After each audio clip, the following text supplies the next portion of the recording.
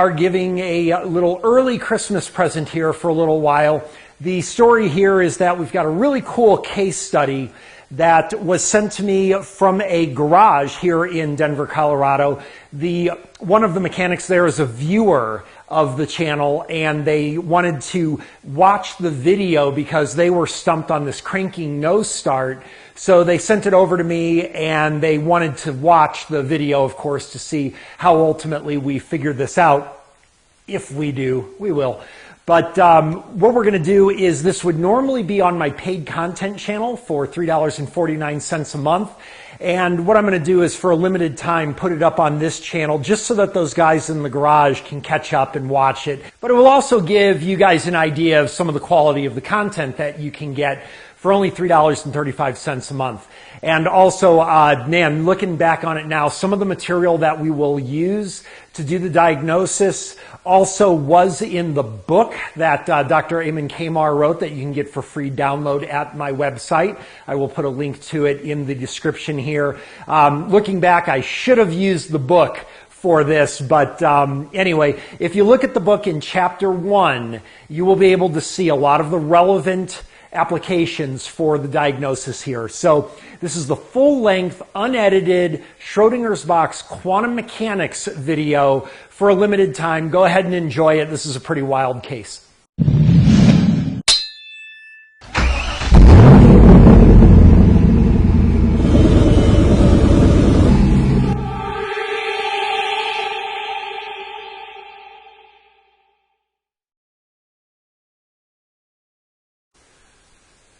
All right, guys, got a busy day in the garage today. Got a couple cars I'm working on, but we are going to be working on this GMC Sierra. I don't even know what year it is, but we've got a challenge today, and it is very cold and blustery this morning. Thus, I need my Disgruntled Mechanics Channel sweatshirt that my friend Mike over there gave me. Make sure you check him out. He's got a great sense of humor, too. He's really fun to watch.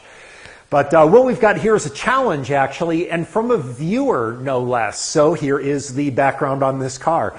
We have a cranking nose start. The owner of the truck is a former auto technician. He used to be an auto technician, and then he left to go on to other things. And he developed this cranking nose start problem. It was intermittent at first, and then it developed to where the car just absolutely will not start. Being a former technician, he, of course, was fairly familiar with how to proceed with this, and he ended up concluding that it was clearly a crankshaft position sensor problem. So he replaced the crankshaft position sensor. Car still did not start. Then replaced the camshaft position sensor. Car still did not start. He is pretty convinced that it is probably some kind of computer issue or something like that, but he believes that it's a cam or crank sensor related issue. And as a matter of fact, he even brought it to the shop that he used to work at. And his buddies there kind of all got together, and they also came to the conclusion it was clearly a cam or crank sensor issue. They again replaced the crank sensor, thinking that maybe they got a bad one out of the box, but it still did not fix it. He checked the wiring and things like that. Could not find any issues, and started looking on the internet, found me, and said, well, here's probably the guy we need to solve this. So we've got a special challenge in that we're going to have a bunch of automotive technicians watching me on this. So what we're going to do is we'll see how this goes, but I'm going to probably make this available on the free channel for just a little bit so that they can all watch it once we figure out what's going on. But hopefully we get a good video out of this. So the first thing we want to do, obviously, let's go ahead and reproduce this issue and see if we get cranking no start. Yeah, most definitely we do. Well, not crazy about that compression, by the way. Do you hear that? Yeah, not crazy. I'm not seeing movement on the tachometer while I'm doing that, but of course sometimes it's just not sensitive enough to pick that up at a couple hundred RPM. What we want to do is, let's see here. All right, normally I would not allow my well to be poisoned, and I would just go right to my fast tech method, and we would find out whether we're missing fuel, spark, compression, whatever. Compression, we have a single cylinder low compression, I believe, on this, but it's not going to cause the no start. So I'm not really too worried about that for this particular situation. But seeing as the background with this, we are kind of led to believe a crank sensor issue is justified here, given the experience with the people that looked at it before me, and the fact that I'm not seeing movement on that tachometer. I want to just zero in on a little bit. So let's see if we can pick up some indication of some crank movement as a first step. Oh yeah, it would appear that I'm jumping ahead of myself, but he did mention there's no codes on the vehicle, but we'll go ahead and pull them up anyway just to check.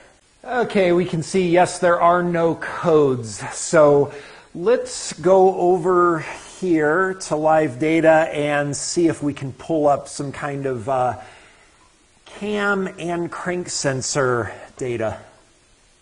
Okay, I'm going to pull up a camshaft counter. And I think engine RPM, if it's here, engine speed will do it. Okay, so let's crank the engine and see what we get here. Oh, look at that. Okay.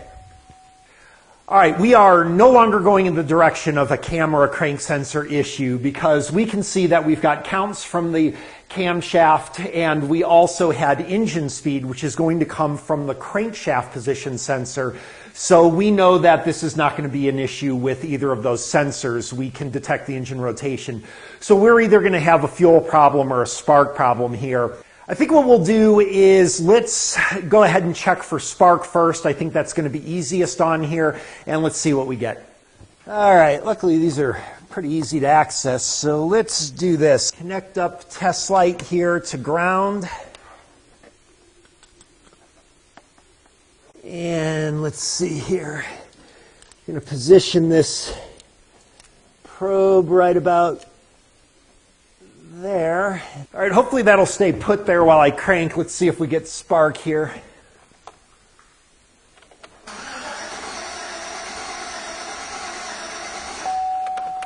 Yeah, most definitely there is not. All right, well, there's no spark there. So what we want to do, this could be as, I can't imagine this is going to be as simple as a fuse or something here.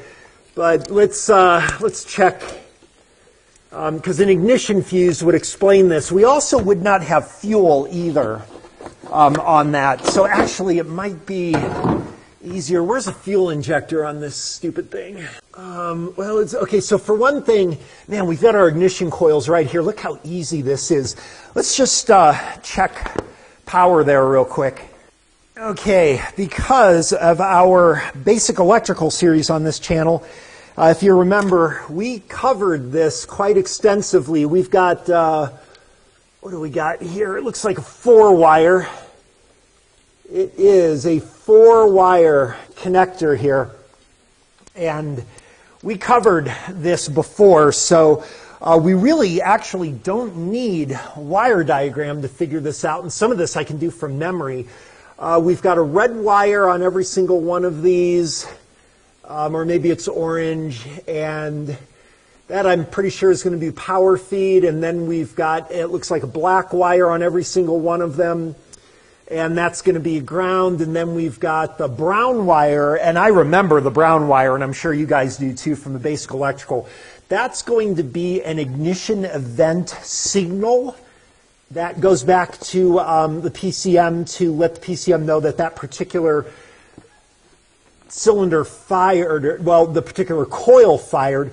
But those are all shared too. Those are all on the same line, and the engine just knows, because it knows which cylinder just fired. So it knows, even though there's a whole sequence, a cascade of firing events on that same line, it will be able to differentiate those because it knows the timing of each of those signals. So we're not worried about the brown wire at all. And then there will be a different colored wire on each one. That's going to be the signal input.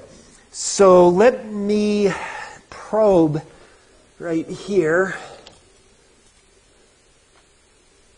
And if this is just a fuse, then quite honestly, I don't know, because these guys are so cool and everything, I won't embarrass them I won't put this on. So if you're watching this, we're going to see power here. All right, let's see what we got there. Oh, there's going to be voltage there. Yeah, there's power there.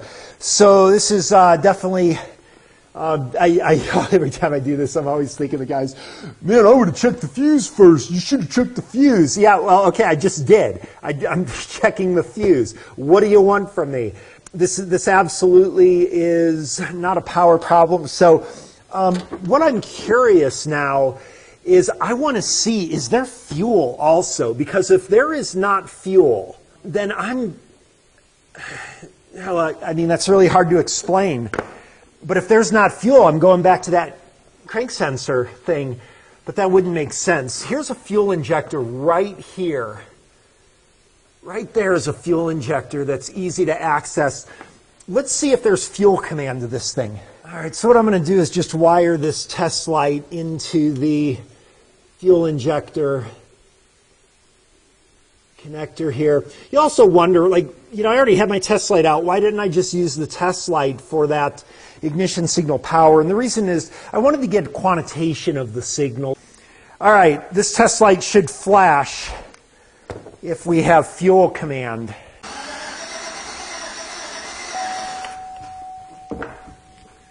All right, battery's getting weak. There is absolutely fuel command here. So, wow. And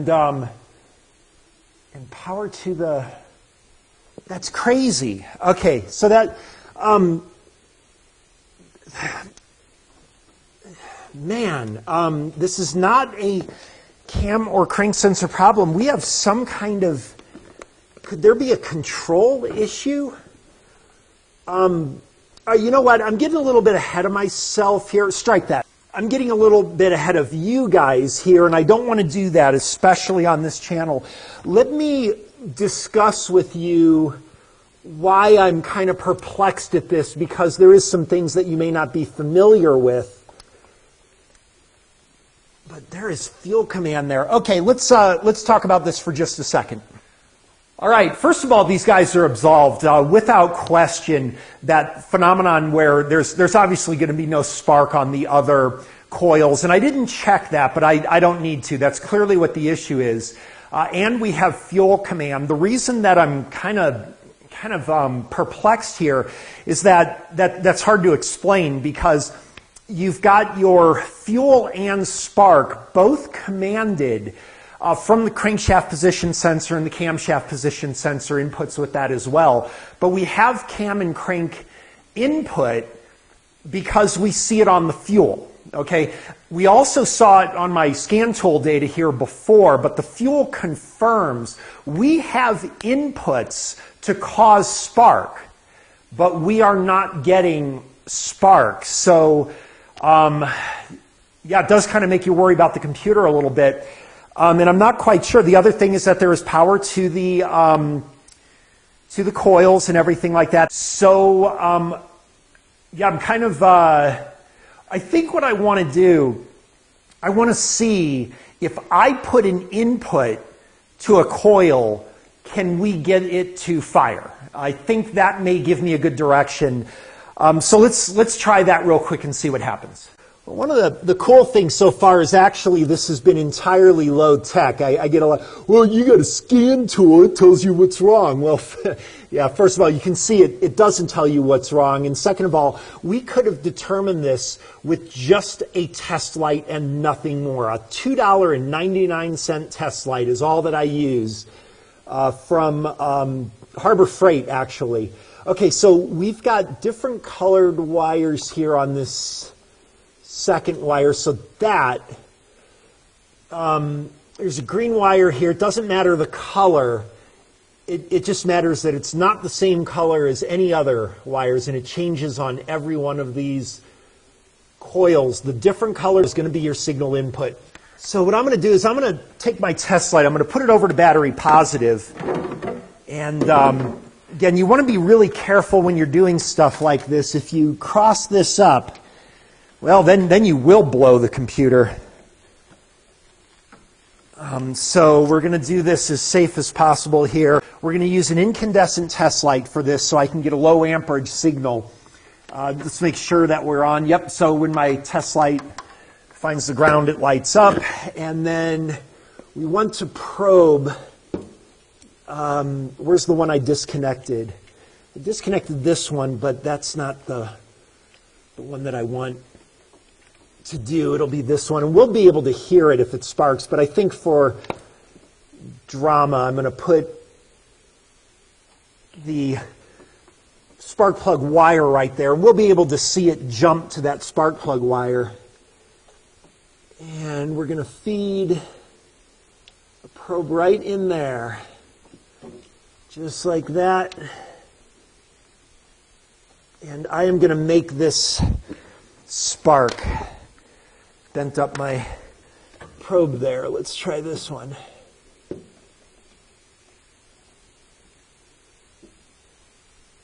There it goes. Okay, that is definitely on there. All right, so when I touch my test light here, I'll be putting a signal in, just like the PCM would, and that's going to cause a spark. Oh man, and it does not. It's dead. Oh, okay. I know what's wrong. I made a mistake earlier. How stupid. We have an open ground. That is exactly what this is going to be. This is going to be an open ground.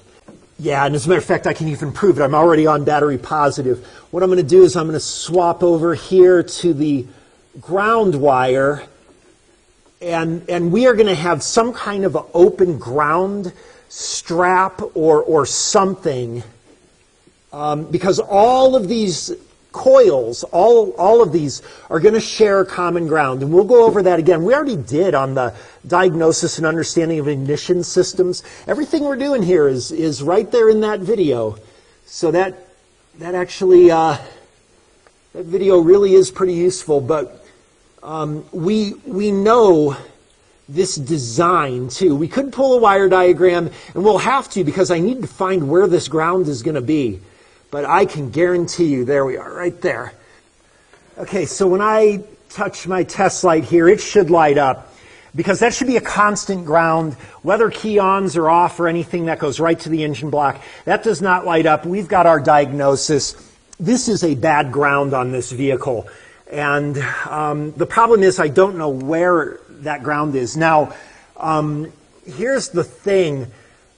We're going to go over this again just because, the nature of this channel, I want you guys to fully understand what we're doing here, and it may have been a while since you watched the diagnosis and understanding of ignition systems, so this all seems new to you here, but we will go over this. But here's the thing, why did I do that? That was stupid. If I give this a ground, this car will start. So let me put that ground back in. Put that ground in there, and then let me get some kind of a wire. All right, we're going to put a wire right there, and then I'm going to ground this. Alternator's probably fine. Let's see that gives this a ground now, so I'm going to take my test light. Yeah, now we got ground there. This car is going to start.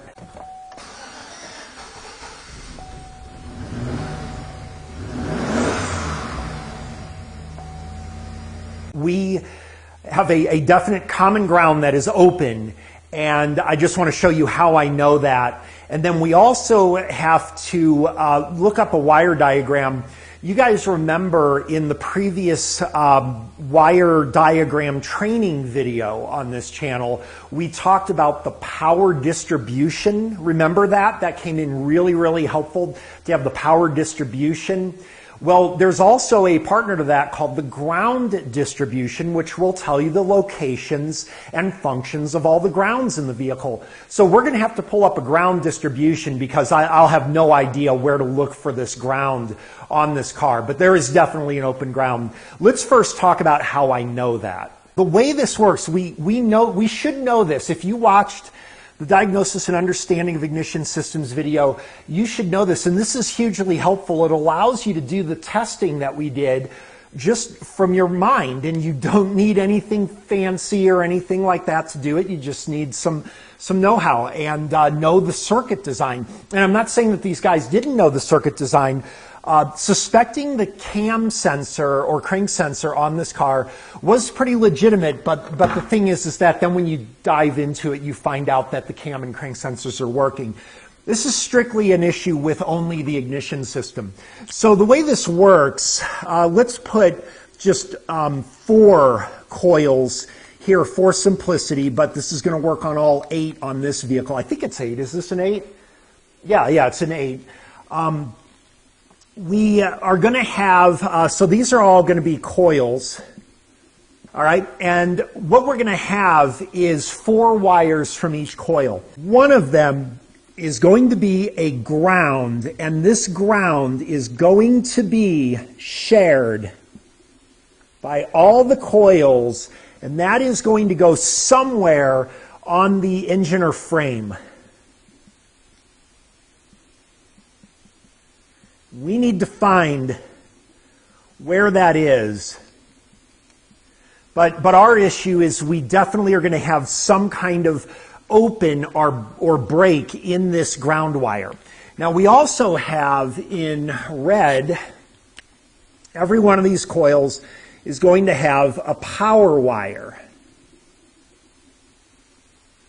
And we really don't need 4 of these. We really only need 2 of them, honestly, to demonstrate this. Okay, so now each of these has a power wire. This power wire also is going to be shared for all of these, and that is eventually going to go to a fused location in the fuse box. So we've got 12 volts here, and when we measured at the wire, remember, we saw just about 12 volts. Battery's getting a little weak. It was like 11.5 or something. But we've got that. This works. We also have, I don't have a brown marker, but we'll do it in orange. We also have a wire that I don't really care about.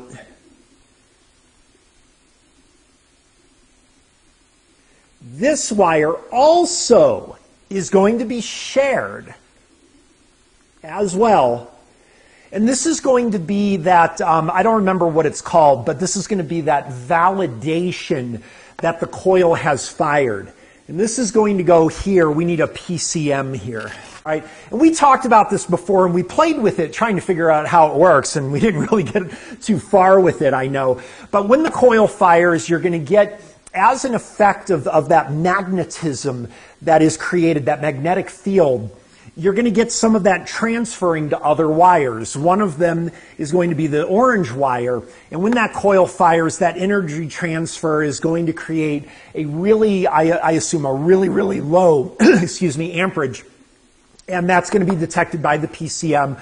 When this coil fires, of course, it sends that signal here, and the PCM can tell that coil must have fired.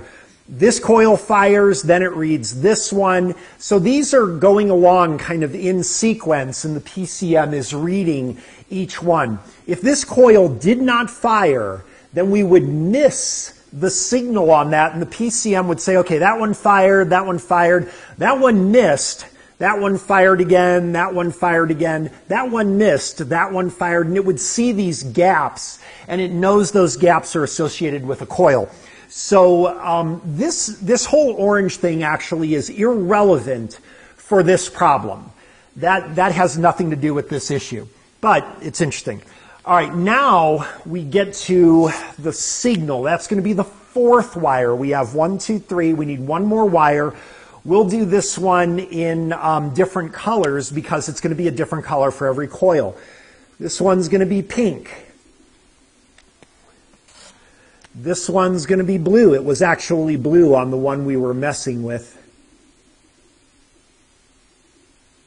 We'll just, I'm not going to try to jump over every wire here. It's probably going to be more confusing. The different colored signal wires each come from the PCM. The PCM puts that input in and fires that coil because we have a transistor in the coil. So there'll be different colored wires there. These are, of course, not shared. The signal wires are individual each one individually fired from the PCM. All the other wires are shared. We measured 12 volts here. I put a low amperage signal into a signal wire on one of the coils. I was not able to get it to work. We know we have power. We don't care about the orange wire.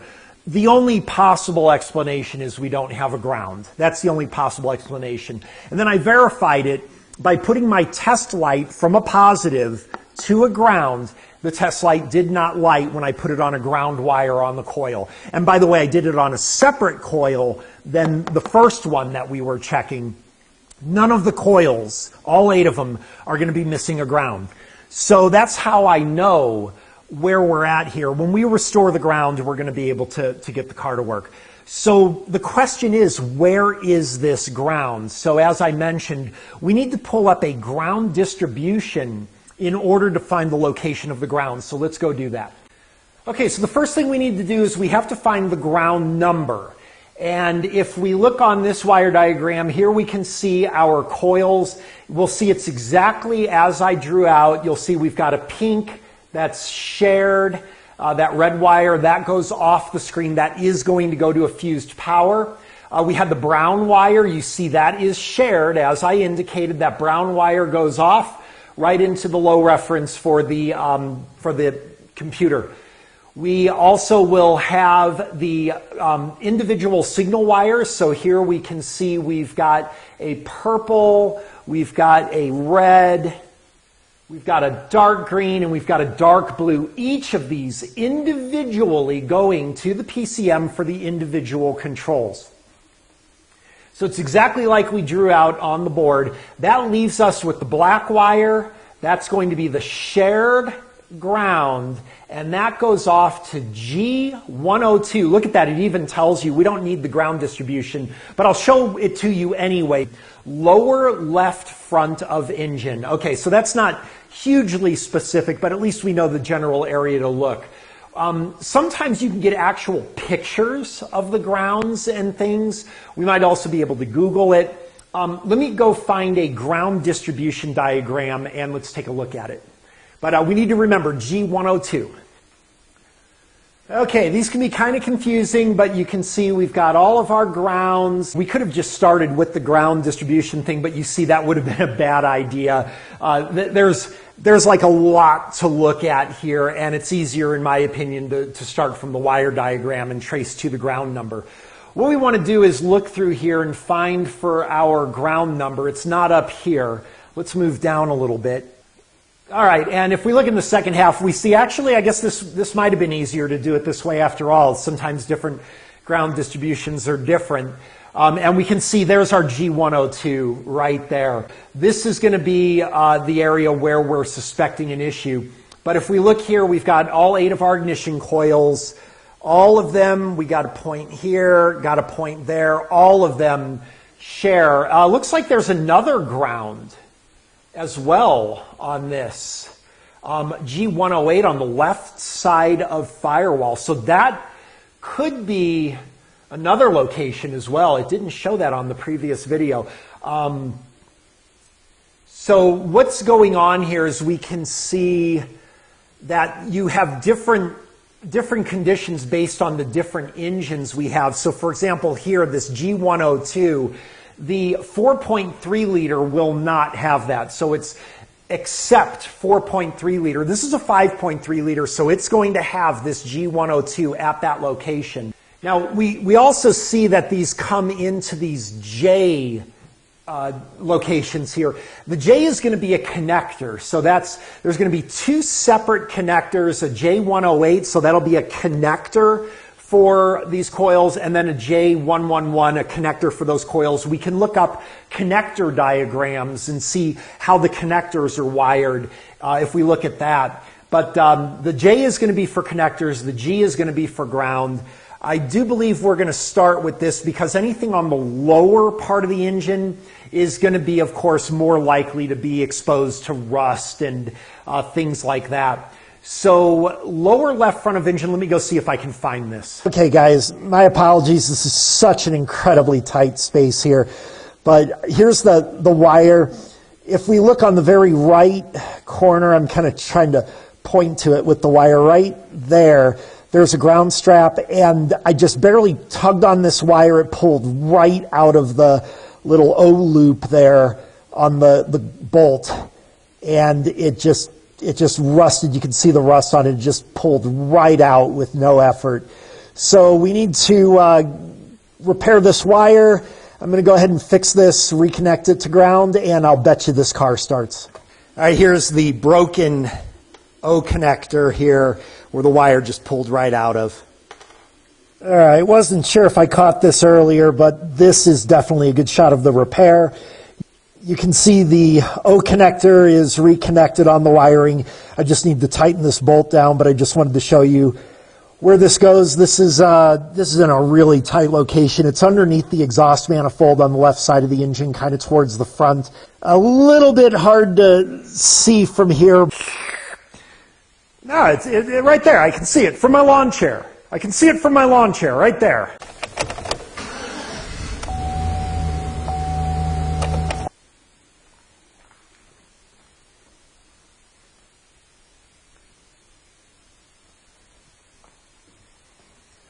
All right, honestly, that never gets old. I just love that feeling when you solve it. It's just so satisfying.